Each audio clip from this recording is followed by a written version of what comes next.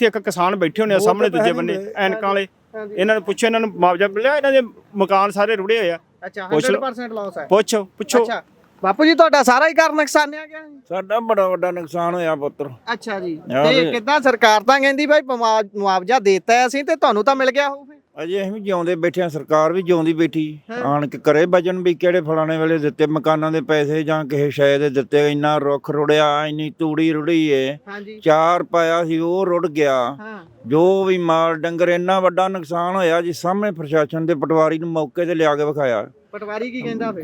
ਵੇਖ ਕੇ ਵੀਡੀਓ ਬਣਾ ਕੇ ਲੈ ਗਿਆ ਜੀ, ਦਿਆਂਗੇ ਅੱਜ ਤੱਕ ਕਿਤੇ ਦਾਨੀ ਨਹੀਂ ਦਿੱਤੀ। ਅੱਛਾ ਹਾਂ ਬੜਾ ਵੱਡਾ ਨੁਕਸਾਨ ਹੋਇਆ, ਸਾਰੇ ਇਲਾਕੇ ਦਾ ਹੀ ਬੜਾ ਹੋਇਆ ਜੀ। ਕਿਹੜੀ ਜਗ੍ਹਾ ਤੋਂ ਤੁਸੀਂ? ਆਪਣੇ ਪਿੰਡ ਦਾ ਨਾਮ ਦੱਸ ਦਿਓ। ਨਾਮ ਮੇਰਾ ਅਛਰ ਸਿੰਘ ਹੈ, ਪਿੰਡ ਮੇਰਾ ਗਟਾ ਬਾਦਸ਼ਾਹ। ਅੱਛਾ ਜੀ ਇੱਥੇ ਨੇੜੇ ਹੀ 2-2.5 ਕਿਲੋਮੀਟਰ ਹੇਠ ਤੋਂ ਥੱਲੇ ਸਾਡਾ ਪਿੰਡ ਹੈ। ਅੱਛਾ ਜੀ ਤੇ ਬਹੁਤ ਵੱਡਾ ਨੁਕਸਾਨ ਹੋਇਆ ਜੀ। 70 ਕਿੱਲੇ ਜ਼ਮੀਨ ਸੀ ਸਾਡੀ 5-6 ਭਰਾਵਾਂ ਦੀ। ਹਾਂਜੀ